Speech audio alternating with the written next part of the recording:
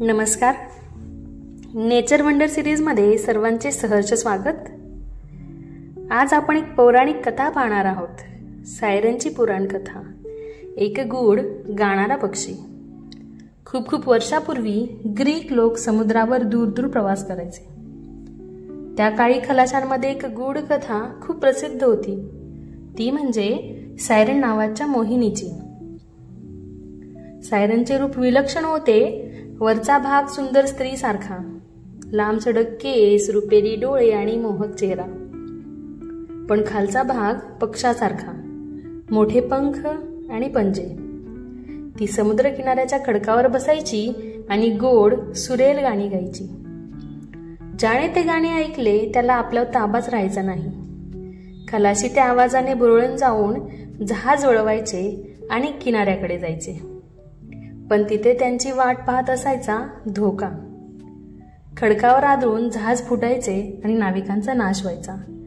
म्हणूनच सायरनला मृत्यूची सुंदर सावली असं म्हटलं जायचं. एकदा प्रसिद्ध नायक ओडिसियस आपल्या साथीदारांसह समुद्र प्रवास करत होता. त्याला माहिती होतं की सायरनचा प्रदेश पुढे आहे. त्याने खलाशांच्या कानात मधमाशांचे मेण भरले, जेणेकरून त्यांना आवाज ऐकू येणार नाही. पण स्वतः मात्र तो उत्सुक होता, म्हणून त्याने स्वतःला जहाजाच्या मध्यस्थलाशी बांधले.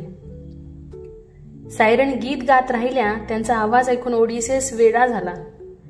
जहाज वळवायसाठी धडपडला, पण तो बांधलेला असल्यामुळे जाऊ शकला नाही. जहाज पुढे निघून गेले आणि ते संकट टळले.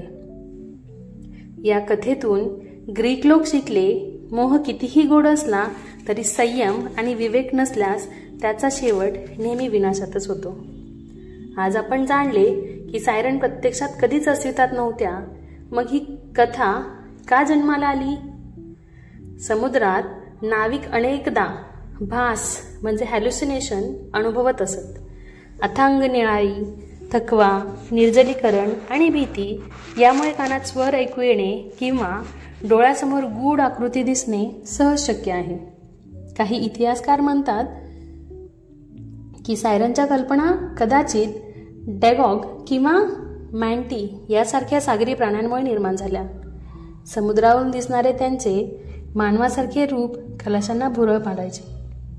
तर मानसशास्त्रज्ञ सांगतात की सायरन ही मानवी मनातील आकर्षण आणि धोका या द्वंद्वाचे प्रतीक आहे.